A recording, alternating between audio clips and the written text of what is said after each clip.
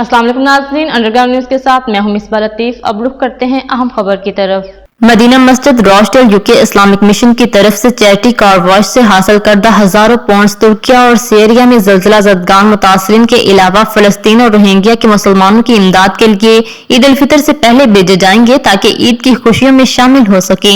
Medina मस्जिद के इमाम व खतीब मौलाना अब्दुल हकीम, मौलाना अब्दुल रशीद के अलावा नाज़िम मदीना मस्जिद नबील तारक, आमर ज़िया और दीगर नौजवानों ने सुबह से लेकर रोजा इफ्तारी तक लोगों की कारों को वॉश करके ये फंड इकट्ठा किया है। मदीना मस्जिद रोशडेल यूके इस्लामिक मिशन कई सालों से साल में एक बार कार वॉश के जरिए हासिल करदा रकम दुनिया के मुख्तलिफ ममालिक में जरूरतमंदों की मदद के लिए भेजते हैं।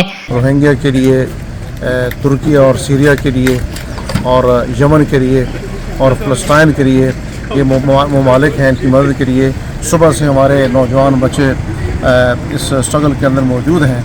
अल्लाह रब्बुल आलमीन की दुआ है कि अल्लाह रब्बुल आलमीन की कोशिशों को कबूल फरमाए। Medina Masjid Islamic Mission, we are holding an annual charity car wash.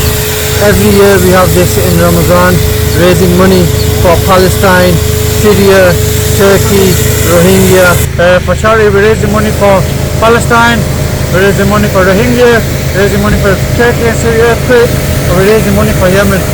Every year we do this and we aim to raise 3,000 to 4,000, maybe 5,000 pounds for charity. And so we're going to send it by UK Islamic Mission.